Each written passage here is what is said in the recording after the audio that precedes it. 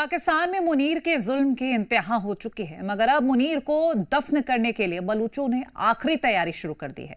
नए साल के मौके पर बलूच नेता मीर यार बलूच ने विदेश मंत्री एस जयशंकर को ओपन लेटर लिखकर पाकिस्तान का परमानेंट इलाज करने की मांग की है और बलूचिस्तान की आजादी यानी कि बाग के एक और बंटवारे की नींव रख दी है। बलूचों के इस पैगाम के बाद मुनीर की सांसें उखड़ी हुई हैं।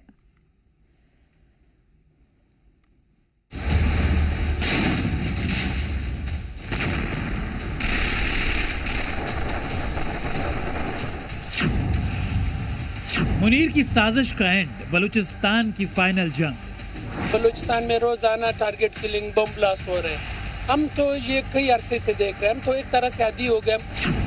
जिन्ना लैंड में अपनों का कत्लेआम, हिंदुस्तान को बलूचों का पैगाम।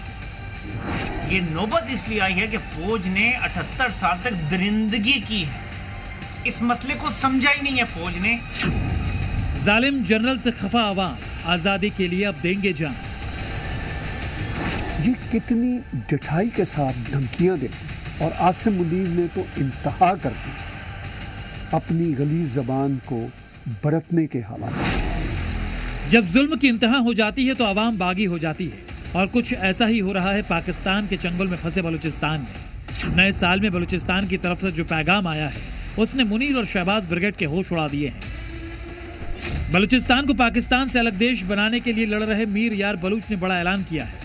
मीर यार का कहना है कि अब बलूचिस्तान अपनी अलग आर्मी बनाएगा। मीर यार ने नए साल के मौके पर एक ट्वीट करते हुए लिखा कि बलूचिस्तान 5 लाख सैनिकों की आर्मी तैयार करेगा। इसके साथ ही बलूच नेवी, बलूच एयरफोर्स और आतंकवाद विरोधी बल भी होंगे।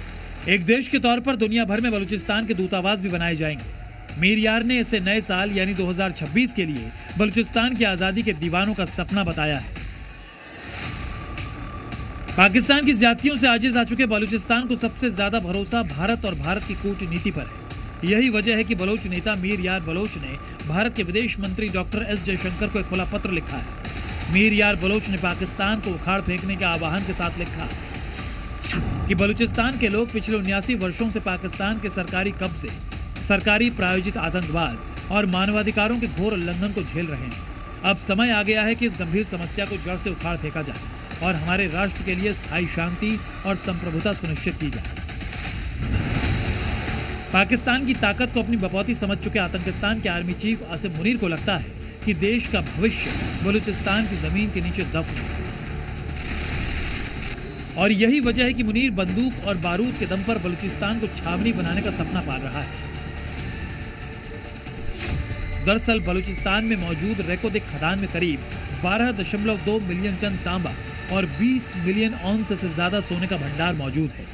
इतना ही नहीं, बलूचिस्तान में लोहा, क्रोमाइट, सीसा, जिंक, निकल, कोबाल्ट, मॉलिब्डेनम जैसे खनिज भी बड़ी मात्रा में मौजूद है। वहीं बलूचिस्तान में रेयर मेटल्स जैसे नियोडीमियम, डिस्प्रोशियम, यूट्रियम, यूरेनियम और थोरियम के भी होने की संभावना है। अब तक पाकिस्तान के बलूचिस्तान इलाके में चीन की नजर थी, लेकिन अमेरिका के सामने दंडवत हो चुका मुनीर ट्रंप के कारिंदों के साथ भी बलूचिस्तान का सौदा कराया है और मकसद है सिर्फ अपनी जेब गर्म करना।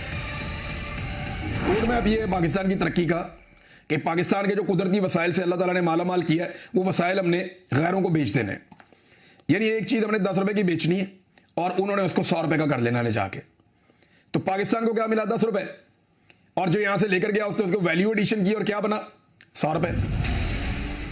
मुनीर की ऐसी साजिशों के खिलाफ अब पूरा बलूचिस्तान बंदूक उठा चुका है।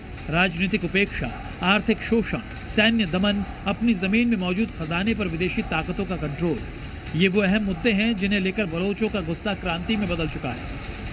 और नए साल पर बलूच नेता का ये ऐलान मुनीर की ताबूत में आखिरी कील साबित होगा। ब्यूरो रिपोर्ट, जी मीडिया।